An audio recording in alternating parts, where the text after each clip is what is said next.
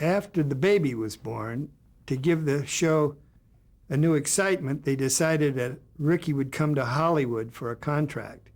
The four of them would drive to California in a new Pontiac, made a tie-up with Pontiac for a convertible. I forgot the color, whatever. I shouldn't have, but I forgot the color, so don't ask me.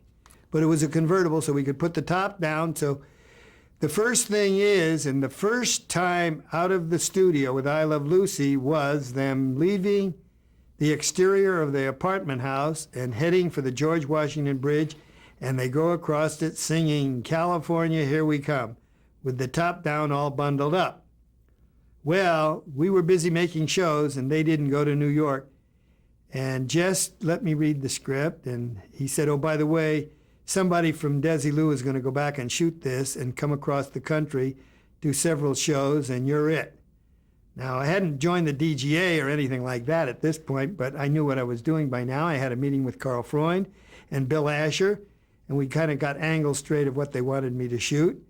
And I packed up, and I met an agency in New York, and I went across the George Washington Bridge and made that famous first process shot for television, which was when they went across the bridge singing California, Here We Come. They were in the Pontiac with the top down, but they were sitting on the soundstage with the audience. And behind them was what we called process film plate, of which I shot out of the rear end of a station wagon, of going across the bridge, and it was projected behind them on the screen. And that was the first process photography for television. Momentous moment, and it looked great, and there's still stills all over the place of them on the bridge driving in the Pontiac, which you can buy anywhere. That was my first stop, and then they set me up in Ohio, where they stop at a motel, and a swindler puts them in a room where the train runs right behind the building, and the beds roll all around the room, if you remember that segment. And meanwhile, he steals their steering wheel and their hubcaps and their wheels, and he sells them back to them, and then they finally get on the way again from this crazy nut gas station motel restaurant in Ohio. Then they moved on to Tennessee Ernie, because Jess had a great idea that Tennessee Ernie Ford, who was becoming a star in his own right on TV, and his pea-picking buddies, that they'd stop in Bent Fork and meet Tennessee Ernie, who had done a couple of guest appearances at the end of the preceding season, which I think was season 5. So we had Ernie Ford had visited them in New York, and now they were going to try to avoid stopping in Bent Fork, but they had to go through it, and they were going to speed through it.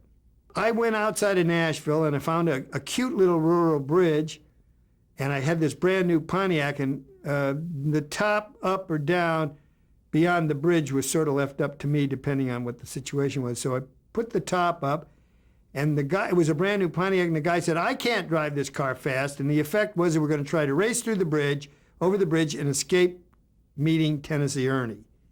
But in the show, a cop stops him, the sheriff, and he arrests them for speeding through this jerkwater nothing town. So I made this shot of going over the bridge. While I'm making it, a real sheriff showed up. We didn't have permits. We didn't have anything. Had a camera crew, the Pontiac representative, and me, and that was it.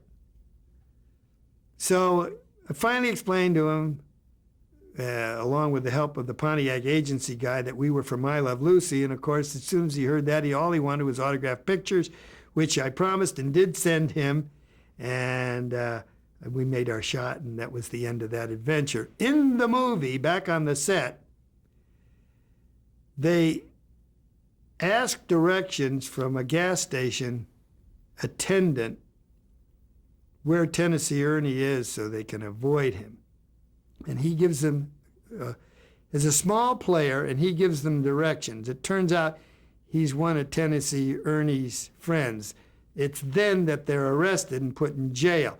The gas station attendant in his first sitcom situation, the bit part of Tennessee Ernie's Everyone Was Cousins down there, was none other than Aaron Spelling, who was the most prolific producer in television.